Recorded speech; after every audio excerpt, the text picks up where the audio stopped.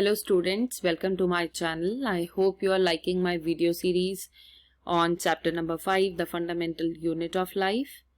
We started with plasma membrane and there were two terms in it, diffusion and osmosis.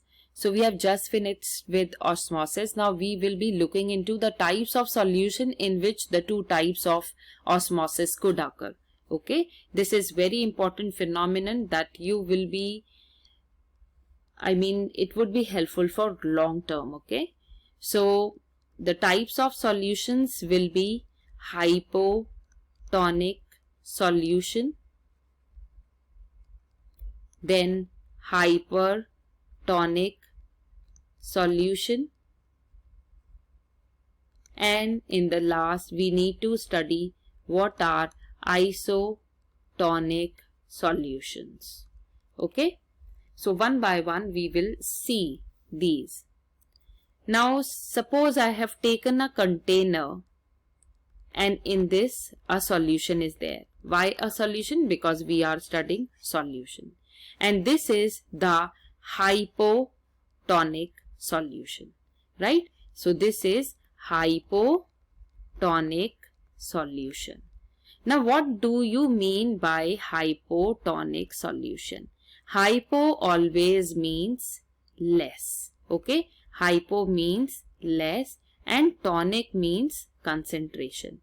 So less concentration of what? Less concentration of solute.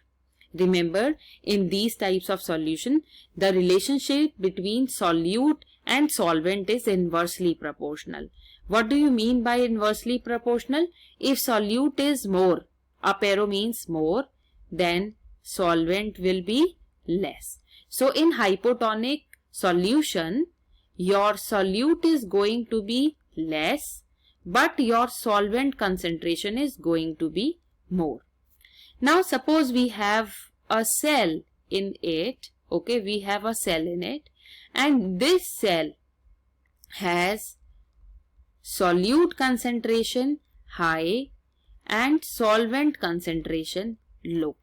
Remember, we said that osmosis is the movement of solvent from high to low concentration, right?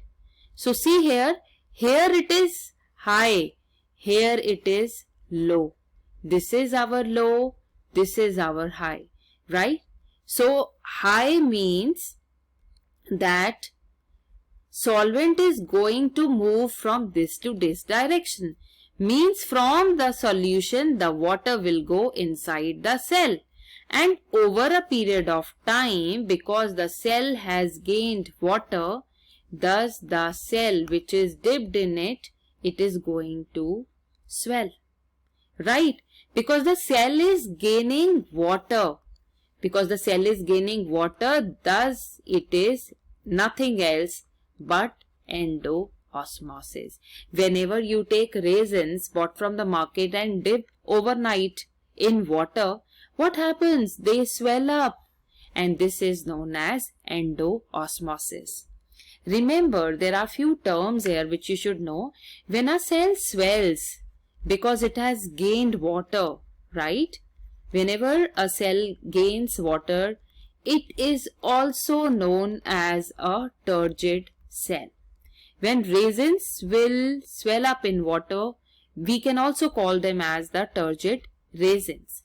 Now in the turgid cells, the pressure is applied from in to the outer side. This is our inside, this is our outside. So from inside to outside pressure is applied and this pressure is known as turgid pressure. Till here, the concept should definitely be understood by you. If not, please replay. Okay, so hypotonic solutions are the ones, they always lose solvent because they give their solvent to the cell that is dipped in it. The cell that is dipped in the hypotonic solution always undergoes endoosmosis. Always undergo endoosmosis, and by endoosmosis turgid pressure is developed in the cell. Now we will come on to the hypertonic solution, which are just the opposite of hypotonic. Okay, so hypertonic solution, hyper means more, tonic means concentration. So concentration of what would be more? Concentration of solute will be more, and the solvent will automatically be less. Suppose I have taken a container again, and this has turgid raisins or swollen raisins in it, and they are dipped in the hypertonic solution. Now you will be thinking that what could be the example of hypertonic solution?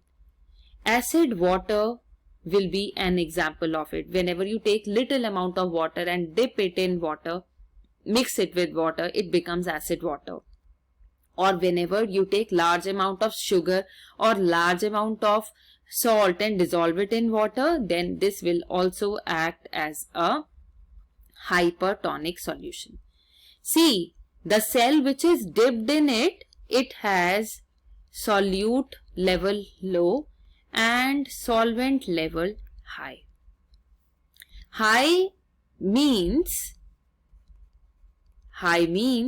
the solvent is going to move from inside the cell to the hypertonic solution.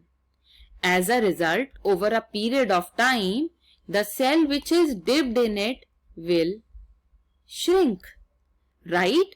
So the movement is going to happen from the cell to the hypertonic solution. So hypertonic solution is a one that has gained solvent. Why it has gained solvent? Because the concentration gradient was there. The concentration was different in a cell, it was different in a solution. Whenever there is a difference in concentration, we call it as a concentration gradient, right? Whenever it is high on one side, low on one side, it is known as concentration gradient. Now the cell that loses water, here the swollen raisin was used, but it was shrinked in the hypertonic solution. So this is also known as flaccid cell, or it is also known as plasmolysed cell, right? Flaccid cell or plasmolysed cell. Now as we are talking about the plant cell here, and we know that plant cell has an outer layer called cell wall. Now as soon as plasmolysis means the cell is losing water and it has become plasmolysed.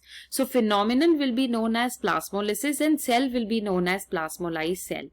So the contents, suppose this is our plasma membrane, after plasmolysis, the contents will come in the center, means the plasma membrane will move away from the cell wall.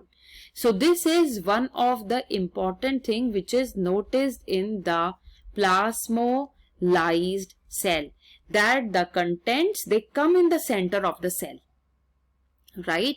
So plasmolysed cell is a one that has undergone exoosmosis. Exoosmosis means it has loose solvent, because of which we are calling it as exoosmosis.